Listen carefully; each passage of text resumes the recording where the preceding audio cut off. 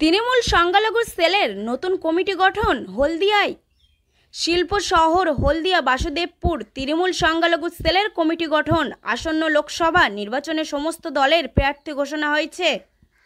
লোকসভা এলাকায় প্রতিটি প্রার্থীর পরিচয় দিয়ে এখন দরবারে উপস্থিত হচ্ছেন প্রার্থীগণ।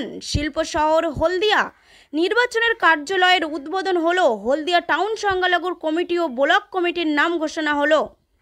আজ মঙ্গলবার বিকাল 4টায় হলদিয়া ক্ষুদিরাম স্কয়ার মজুস্ত্রি মোড়ে তৃণমূল সংখ্যালঘুর কার্যালয়ের কমিটির নাম ঘোষণা করা হলো। উপস্থিত ছিলেন পূর্ব মেদিনীপুর তমলুক সাংগঠনিক সংখ্যালঘুর সেলের সভাপতি সানাইউল্লাহ খান, হলদিয়া শহর তৃণমূল সংখ্যালঘুর সেলের সভাপতি সাইফুদ্দিন সহ অন্যান্য সংখ্যালঘুর সেলের নেতৃত্ববৃন্দরা। তৃণমূল সংখ্যালঘুর সেলের টাউন কমিটিতে 17 জন এবং 29টি ওয়ার্ডে 57 জনের নাম তালিকা ঘোষণা করেন। হলদিয়া 29 ওয়ার্ড মাইনরিটি কম থাকায় 20 ও 23 নম্বর ওয়ার্ড বাদে বাকি সমস্ত ওয়ার্ডে সভাপতি ও সহসভাপতির নাম ঘোষণা করা হয়। কোটাকো করেছেন ডিএমএস রাজ্য সভাপতি প্রদীপ বিজলি। তিনি বলেন, যত ভোট আসছে তত নতুন কমিটি গঠন করা হচ্ছে। সাধারণ মানুষকে বোকা বানাচ্ছে। মানুষের যোগ্য জবাব দেবে ভোটের দিন। ব্যালট বক্স প্রত্যেকটি দলের প্রার্থীর নাম ঘোষণা করা হয়েছে। আর কয়েকদিন পরেই যে শুরু হচ্ছে লোকসভা ভোট। এরই মধ্যে হলদিয়া সংখ্যালঘু সেলের সভাপতি গঠন হলো। উপস্থিত ছিলেন টুটুল মল্লিক, উপস্থিত ছিলেন হরবিন্দ সিং ও সকল নেতৃত্বগণ। হলদিয়া থেকে অয়ন প্রমাণিকের রিপোর্ট, গর্বিত বাংলার ট্রেন।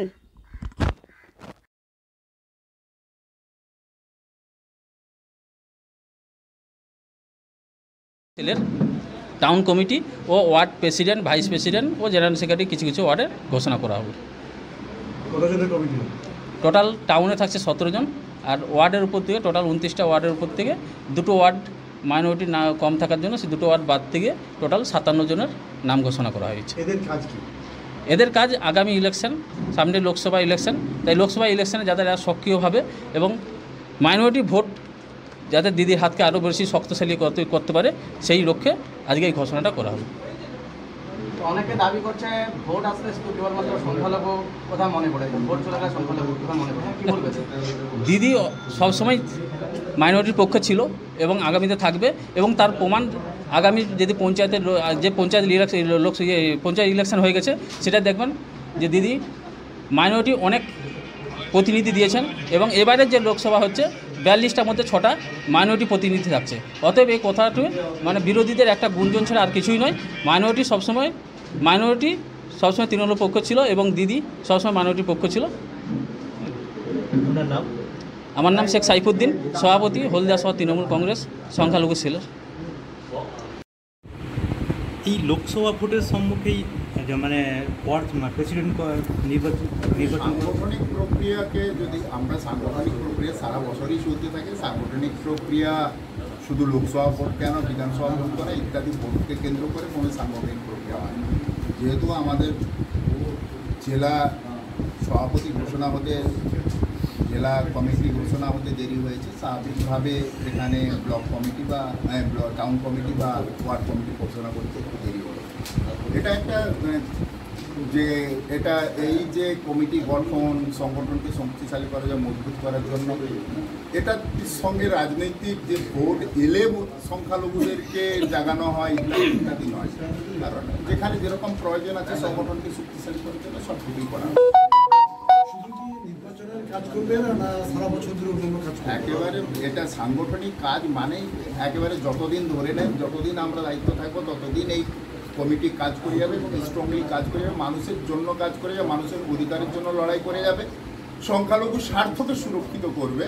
যাদেরকে আমরা নির্বাচিত করেছি, আজকে নবনির্বাচিত যারা হলো, প্রত্যেকের কাছেই আমাদের তাদেরকে নির্দেশ দেওয়া হয়েছে তারা যেন মানুষের পাশে থাকে, জনগণের পাশে থেকে মানুষের সুখ দুঃখের সাথী হয়ে কাজ করে যাবে। এটার জন্য ভোটের কোনো দরকার হয় না। সামনে লোকসভা নির্বাচন, এই নির্বাচনকে কেন্দ্র করে এই সংখ্যালঘু সেল থেকে কি বার্তা দিবে? সামনের যে সামনের নির্বাচন মানে যে লোকসভা নির্বাচন, এই লোকসভা নির্বাচন সংখ্যালঘুদের অস্তিত্ব রক্ষার লড়াই। সাথে সাথে শুধু সংখ্যালঘু সম্প্রদায় নয়, প্রায় অধিকাংশ হিন্দু, দলিত যারা আছে, নিচু সম্প্রদায় যারা আছে, যারা আজকে ওপার থেকে এসেছিল মতুয়া সম্প্রদায়, এদের প্রত্যেকের জন্য একটা অস্তিত্ব রক্ষার লড়াই হয়ে দাঁড়িয়েছে। কারণ আপনারা ইতিমধ্যেই জেনে গেছেন যে সিএ ঘোষণা হয়েছে, আবার ইউসিসিও ঘোষণা, ইউনিফর্ম সিভিল কোডও ঘোষণা চলছে। সিএর মাধ্যমে নাগরিকত্ব দেওয়ার নামে নাগরিকত্ব কেড়ে নেওয়ার যে খেলা চলছে, যদি কোনো ব্যক্তি ভুলে নাগরিকত্ব অ্যাপ্লাই করে দেয়, সঙ্গে সঙ্গে সে বেনাগরিক হয়ে যাচ্ছে, এটা যদি না বুঝতে পারে, এটা এই যে গোলক ধান্দা, এই গোলক ধান্দাকে সামনে রেখে ওরা ভোটারদের মন জয় করতে যাচ্ছে। কিন্তু অ্যাকচুয়ালি এটা বাংলার জনগণ কেন, ভারতীয় জনগণের অস্তিত্ব রক্ষার লড়াই, এবং সেই অস্তিত্ব রক্ষার লড়াইয়ের সামনে থেকে সংখ্যালঘুরা ব্যাটিং করছে, ফিল্ডিং করছে, এটা গর্বের বিষয় হবে। স্বাধীনতা সংগ্রামে যেমন আমরা কাঁধে কাঁধ মিলিয়ে লড়াই করে দেশকে স্বাধীন করেছিলাম, ঠিক দ্বিতীয় স্বাধীনতার যুদ্ধ চলছে। এখানে আমরা প্রমাণ করতে চাই মানুষের সামনে যে মুসলমান বা সংখ্যালঘুরা একেবারে সমান তালে এই ফ্যাসিবাদী শক্তির বিরুদ্ধে সামনে থেকে লড়াই করতে প্রস্তুত, এই বার্তা দিতে চাই। হলদিয়া বিধানসভায় তৃণমূলের ডেভিসিট রয়েছেন, কি বলবেন? রিকভার কতটা বলবেন?